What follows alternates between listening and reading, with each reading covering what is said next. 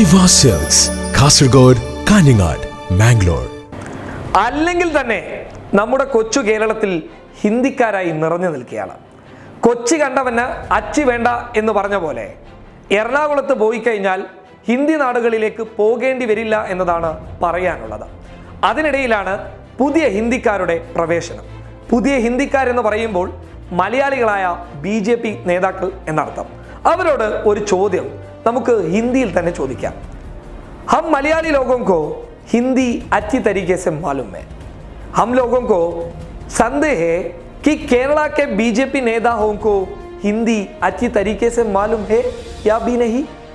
അങ്ങനെ ഒരു ചോദ്യം ചോദിച്ചു കഴിഞ്ഞാൽ എന്തായിരിക്കും BJP നേതാക്കളുടെ മറുപടി? അതിനുള്ള വ്യക്തമായ ഉത്തരമാണ് കൗണ്ടർ പോയിന്റിൽ നിഷ പുരുഷോത്തമനോട് VV രാജേഷ് നൽകിയിട്ടുള്ളത്. ആ മറുപടി കേട്ടിട്ടാവാം നമുക്കിനി മുന്നോട്ട് പോകേണ്ടത്. കേൾക്കാം നമുക്ക്. താങ്കളോട് തന്നെയാണ്.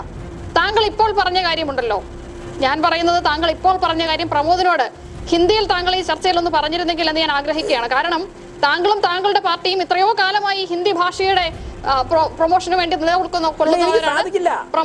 രാജേഷ് ഇത്രയും കാലം ഈ പ്രസ്ഥാനത്തിൽ പ്രവർത്തിച്ചയാളാണ്. എന്നിട്ട് രാജേഷിന് ഇപ്പോഴും എന്തുകൊണ്ടാണ് ഹിന്ദിയിൽ ആ കാര്യം ഞാൻ ആവശ്യപ്പെടുകയാണ് താങ്കളോട്. താങ്കൾ ഇപ്പോൾ പറഞ്ഞ ആ കാര്യം, ആ ഭാഷാവാദം പ്രമോദിനോട് ഹിന്ദിയിൽ പറഞ്ഞു. സാധിച്ചില്ല.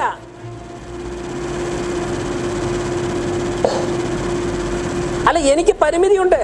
എന്റെ പാർട്ടി അങ്ങനെ വേണമെന്ന് ആഗ്രഹിക്കുന്നു. പക്ഷെ ആ നിലവാരത്തിലേക്ക് ഉയർത്താൻ എനിക്ക് സാധിച്ചില്ല. എന്തുകൊണ്ട് സാധിക്കുന്നില്ല?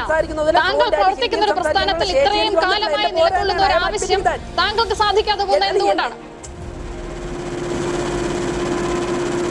അല്ല, എന്റെ അങ്ങ് താങ്കൾ വിലയിരുത്തിക്കോളൂ. എന്റെ കഴിവ് കുറവാണ് താങ്കൾ വിലയിരുത്തിക്കോളൂ.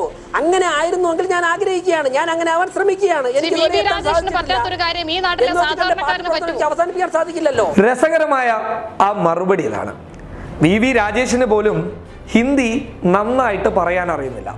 നന്നായിട്ട് പറയാൻ അറിയുന്നില്ല എന്ന് പറഞ്ഞത് വളരെ ചിന്തിച്ച് മനസ്സിലാക്കേണ്ട ഒരു കാര്യമാണ്. അപ്പോൾ പറഞ്ഞു വരുന്നത്, ഹിന്ദിയിൽ 4 അക്ഷരം എഴുതാൻ പറഞ്ഞു കഴിഞ്ഞാൽ കണ്ടം വഴി ഓടുന്നവരാണ് കേരളത്തിലെ BJP നേതാക്കൾ. 4 അക്ഷരം എഴുതാനും പറയാനും അറിയാത്തവരാണ് ഹിന്ദിക്ക് വേണ്ടി വാദവുമായി മുന്നോട്ട് വരുന്നത്. അമിത്ഷാ ഒരു സുപ്രധാന നിമിഷത്തിൽ ഹിന്ദി വേണമെന്ന് പറഞ്ഞപ്പോൾ അതനുസരിച്ച് പ്രക്ഷോഭത്തിനിറങ്ങിയവർ അവരുടെ ദേശീയ നേതാക്കൾ കേരളത്തിൽ വരുമ്പോൾ തർജിമയ്ക്ക് വേണ്ടി ഒരു വലിയ പരിശോധന തന്നെ നടത്താറുണ്ട്. കാരണം ഹിന്ദിയെ മലയാളത്തിലേക്ക് തർജിമ ചെയ്യാൻ ഇവർക്ക് സാധിക്കാറുമില്ല. K. സുരേന്ദ്രന്റെ തർജിമ കണ്ട് പൊട്ടിച്ചിരിച്ചവരാണ് നമ്മൾ. ശോഭാ സുരേന്ദ്രന്റെ ഹിന്ദി കണ്ട് ഞെട്ടിയവരാണ് നമ്മൾ മലയാളികൾ.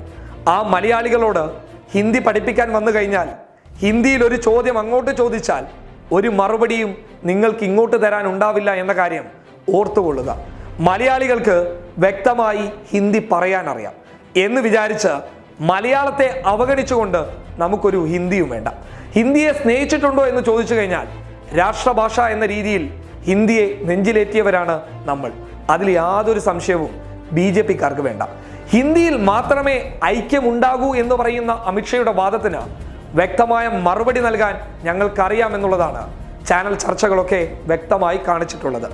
മറ്റൊരു കാര്യം, ഹിന്ദിയെ മുന്നിൽ നിർത്തിയുള്ള അമിത്ഷയുടെ ഈ പടയോട്ടം, അതിന് പിന്നിൽ വ്യക്തമായ അജണ്ടയുണ്ട്. ഹിന്ദിയെ മുന്നിൽ നിർത്തിക്കൊണ്ട് കലാപമാണ് ഉദ്ദേശിക്കുന്നത്, ഭാഷാ കലാപം. അതിലൂടെ സംഘപരിവാർ വ്യക്തമായ രാഷ്ട്രീയ വോട്ട് ബാങ്ക് സ്വന്തമാക്കുകയും ചെയ്യും.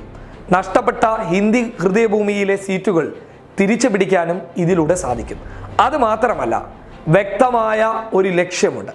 ആ ലക്ഷ്യം എന്ന് പറയുന്നത് കൃത്യമായ അജണ്ട നടപ്പിലാക്കുക എന്നുള്ളതാണ്.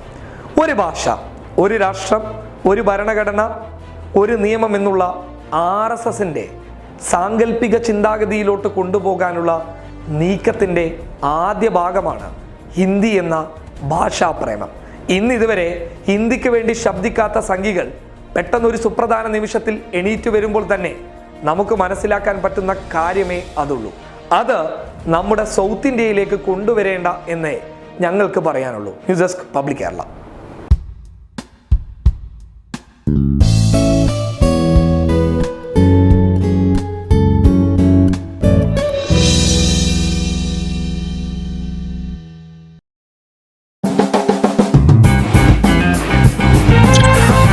Podcast.